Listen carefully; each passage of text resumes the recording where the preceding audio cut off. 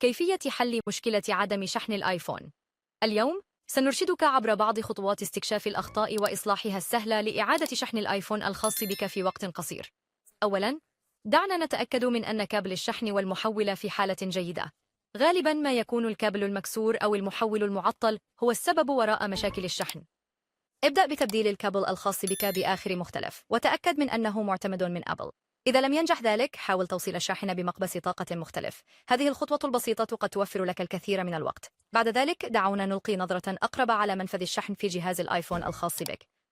بمرور الوقت، يمكن أن يتراكم الغبار والأوساخ ويعيق الاتصال، مما يسبب مشاكل في الشحن. استخدم مصباحاً يدوياً وتفحص المنفذ بعناية. إذا لاحظت أي حطام، قم بتنظيفه بلطف باستخدام فرشاة صغيرة جافة أو حتى عود أسنان. فقط كن حذراً لعدم إتلاف المنفذ. بمجرد التنظيف، قم بتوصيل الشاحن مرة أخرى وتحقق مما إذا كان يبدأ في الشحن. الآن إذا كنت في حاجة ماسة وتحتاج إلى شحن الآيفون بسرعة أكبر، حاول تشغيل وضع الطاقة المنخفضة. هذا يقلل من الأنشطة الخلفية، مما يجعل عملية الشحن أسرع. إليك كيفية القيام بذلك.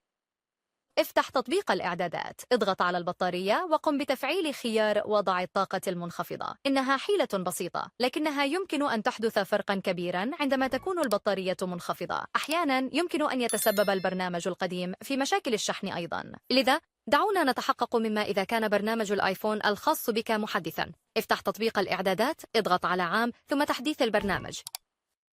إذا كان هناك تحديث متاح، تأكد من تثبيته. تحديث البرنامج يمكن أن يحسن الأداء العام وقد يحل مشاكل الشحن. وإذا لم تنجح أي من هذه الخطوات، فقد تكون المشكلة في الجهاز. في هذه الحالة، من الأفضل زيارة متجر إصلاحات آبل للحصول على تشخيص احترافي. سيتمكنون من التحقق من أي مشاكل داخلية قد تكون السبب في المشكلة. آمل أن تساعدك نصائح استكشاف الأخطاء وإصلاحها هذه في حل مشكلة شحن الآيفون الخاص بك. لا تنسى الإعجاب والاشتراك والضغط على أيقونة الجرس لمزيد من النصائح المفيدة.